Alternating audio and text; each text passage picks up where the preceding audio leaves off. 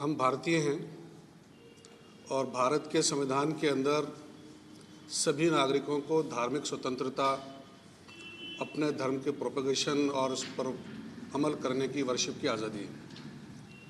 लेकिन पिछले कुछ दिनों से सरकारें राजनीतिकरण की वजह से हर चीज़ को पॉलिटिकलाइज कर रही हैं।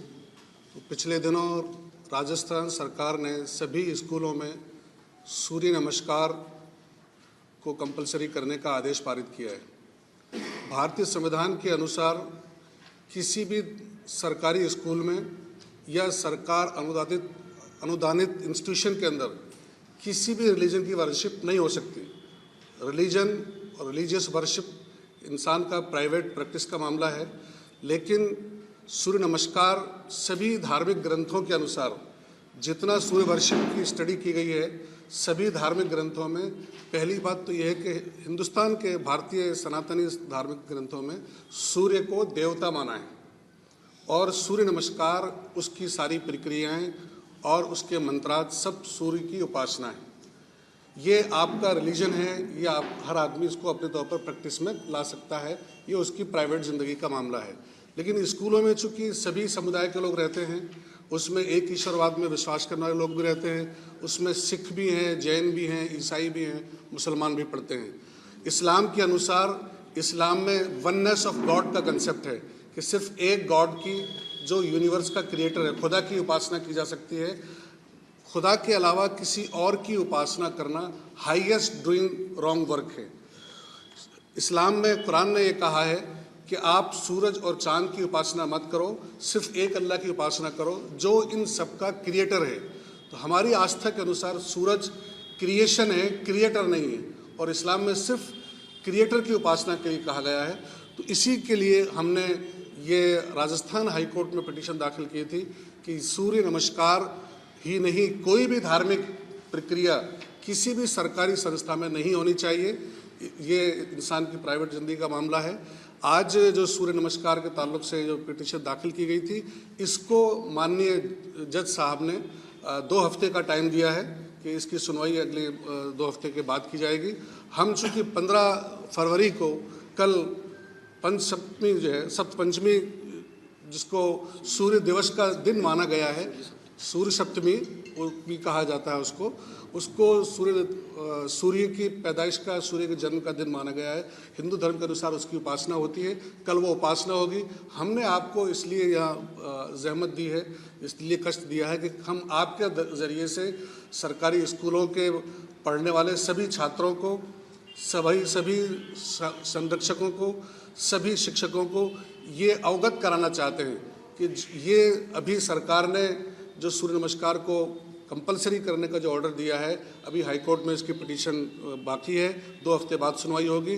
लिहाजा संविधान की धार्मिक स्वतंत्रता और freedom of religion, freedom of worship और फ्रीडम ऑफ एजुकेशन के संविधान के आदेश के अनुसार, उसकी फ्रीडम के अनुसार जो एक ईश्वरवाद में विश्वास रखने वाले छात्र छात्राएं हैं वो स्कूल जाएं, लेकिन ये सूर्य नमस्कार जो एक ईश्वर की उपासना की बजाय सनवर्शिप है वो ना करें, स्कूलों में वो जाएं। हम दूसरी बात ये भी अर्ज़ करना चाहते हैं कि 2015 में राजस्थान सरकार ने जब सूर्य नमस्कार को कंपलसरी किया था, तो राजस्थान हाई कोर्ट ही की डबल बेंच के अंदर डबल बेंच ने सरकार को और शिक्षा निदेशक को और सेक्रेटरीज को ये आदेश दिया था कि आप इसको कंपलसरी नहीं कर सकते। लिहाजा उन्होंने अमेंडमेंट किया और डायरेक्टर ऑफ एजुकेशन बीकर ने उसमें स्पष्टीकरण दिया कि इसके अंदर हम इसको ऐच्छिक करते हैं, ये अनिवार्य नहीं है। तो माननीय राजस्थान हाई कोर्ट की डबल बेंच का ये फैसला 29 जून 2015 का आज भी मौजूद है। इससे आगे बढ़ कर के हम एक बात और कहना चाहते हैं कि वंदे मातरम से आगे राष्ट्रगान, जो कि भारतीय संविधान के अनुसार रेस्पेक्टेबल है, हमारा राष्ट्रगान है, भारतीय फ्लैग और भारतीय नेशनल सॉन्ग, राष्ट्रगान को कॉन्स्टिट्यूशनली रेस्पेक्ट करना ज़रूरी है। लेकिन केरला के बिजो राय ने जो सुप्रीम कोर्ट में पिटीशन दाखिल की, तो सुप्रीम कोर्ट का 1986 का ये जजमेंट मौजूद है कि आपके नेशनल सॉन्ग का रेस्पेक्ट कंपलसरी है, लेकिन अगर किसी की धार्मिक आस्था के खिलाफ वो अगर जाता है तो वो शांत खड़ा रहे, वो उसको रिसाइट ना करे, उस पर इम्पोज नहीं किया जा सकता। तो जब नेशनल सॉन्ग जैसी चीज़ को सुप्रीम कोर्ट के आदेश अनुसार आपको फ्रीडम है कि आप उसका रेस्पेक्ट करें, लेकिन रिसाइट ना करें अगर आपकी धार्मिक भावना आहत होती है। तो इस तरह से सूर्य नमस्कार के में जैसा अर्ज किया कि ये खुली सूरज की उपासना है, और खुदा ने कुरान में 41वें आयत में, सूरत 41 में आयत 37 के अंदर साफ तौर पर कहा, ला तस्जुदू लिश्शम्सि वला लिलकमर वस्जुदू लिल्लाह, सूर्य और चंद्रमा की उपासना न करो, एक अल्लाह की उपासना करो जो कि इन सबका क्रिएटर है। तो हम आपके ज़रिए से ये मैसेज देना चाहते हैं कि लोग स्कूलों में जाएं, लेकिन कल होने वाले सूर्य नमस्कार जो कि सबसे बड़ा गुनाह है एक ईश्वरवाद को अपनाने वालों के लिए, मान्यता रखने वालों के लिए, वो सूर्य नमस्कार की एक्सरसाइज में हरगिज़ शामिल ना हों। सवाल ये है कि स्कूल एक ऐसी जगह होती है, एक संस्थान होता है जहाँ पे बच्चों को ये सिखाया जाता है ना ये अलग है ना ये अलग। बच्चों के दिमाग में ये बैठ जाए कि हम सूर्य नमस्कार से अलग है। चर्चा जब होती है तो ये कहा जाता है सूर्य नमस्कार योग का ही एक हिस्सा है। आपत्ति किस चीज़ से, क्या योग से आपत्ति है? सूर्य नमस्कार में जो पूरा एक फ्रेम है, सूर्य नमस्कार के अलग अलग क्रियाएं हैं, इससे आपत्ति? सर सूर्य नमस्कार के 5 ओथर्स हैं। मैं बताऊँ, ऐसा है, आपने जब क्वेश्चन किया योग का, तो हमारी स्टडी के अनुसार हमने योग पर भी ऑब्जेक्शन किया था, और हमने जितना योगा को पढ़ा है, जितने ऋषि और मुनीज और योग प्रक्रिया को पढ़ा है, पूरी गीता के 18 अध्याय पूरे के पूरे योग हैं, वो भी एक धार्मिक प्रक्रिया है, आसन एक एक्सरसाइज है। योग का मतलब है rejuvenation with God, connection with God, God से मिलने का मेथड, उसमें भी मंत्राज होते हैं। तो योग भी वर्शिप है और सूर्य नमस्कार भी योग का पार्ट है, उस एतबार से वर्शिप है। अलग अलग करने की बात नहीं है। कुरान ने कहा है कि there is no compulsion in religion, धर्म में कोई कंपल्सन नहीं है।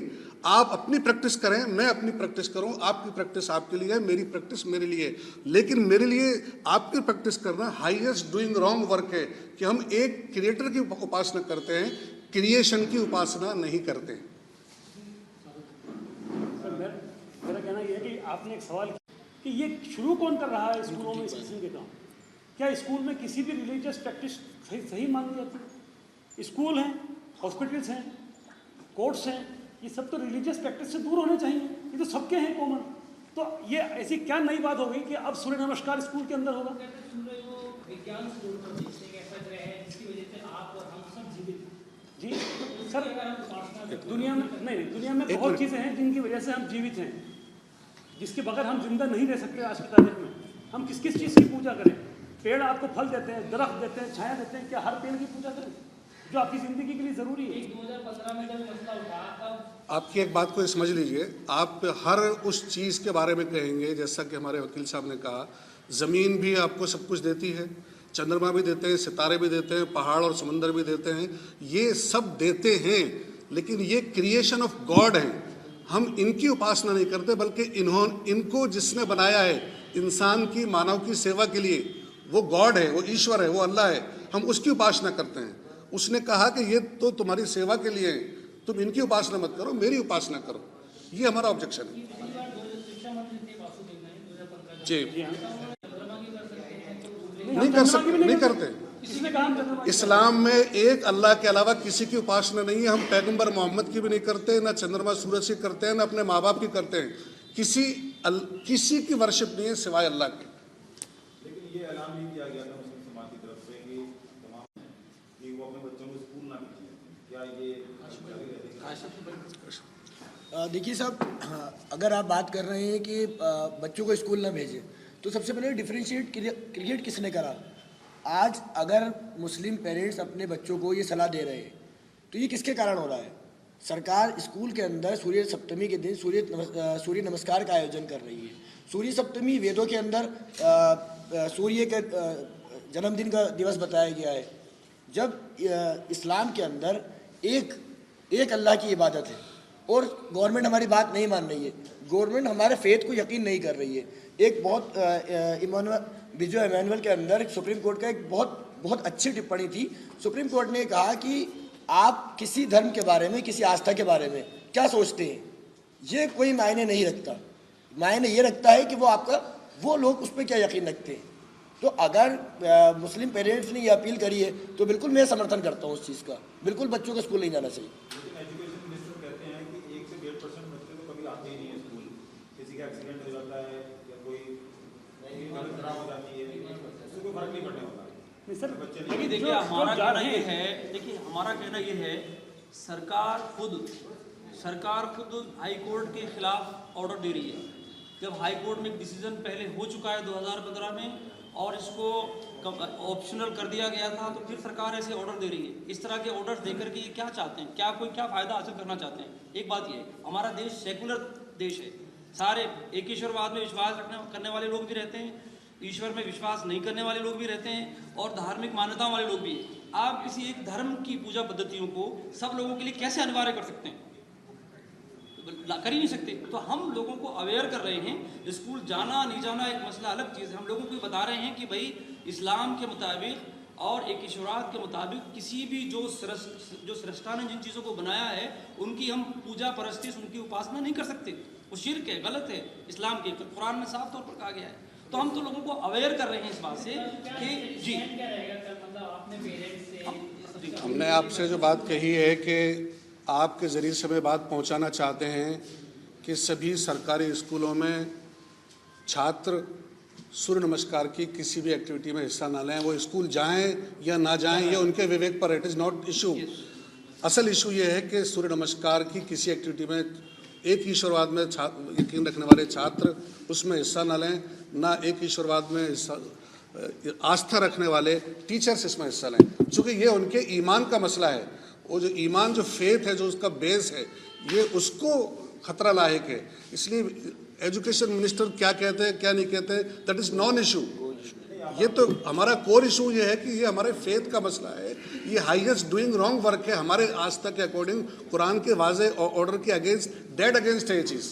आपत्ति क्या इसी से है सूर्य नमस्कार से? क्योंकि स्कूलों में हमने भी देखा है, स्कूलों में राखी भी मनाई जाती है, होली भी मनाई जाती है, इस तरीके की त्यौहार भी मनाई जाती है। नहीं, वो सब त्यौहार मनाए जाते हैं, लेकिन उन त्योहारों के पीछे आपका गॉड से कनेक्शन नहीं होता है। यहाँ पर आप सूर्य नमस्कार के जरिए गॉड को कनेक्ट कर रहे हो और आप सूर्य को नमस्कार ही इसलिए कर रहे हैं कि आप उसको देवता मान रहे हैं, भगवान मान रहे हैं, आप उसको ऊर्जावान मान रहे हैं, आपके जीवन यापन करने वाला मान रहे हैं। हम ये सब नहीं मानते हैं। हम कहते हैं सूरज को भी अल्लाह ताला ने मुकर्रर किया है कि वो आपको ज़िंदगी की रोशनी दे, तो हम सूरज को भगवान नहीं मानते। इसमें कोई दो राय नहीं कि सूरज के बगैर ज़िंदगी सर्वाइव नहीं कर सकते, लेकिन दुनिया में बहुत चीज़ें हैं जिनके बगैर आप ज़िंदगी सर्वाइव नहीं कर सकते। क्या आप आज की इस दौर के अंदर आप बड़े शहरों में रहते हुए क्या आप किस किस चीज़ की आप इबादत करेंगे?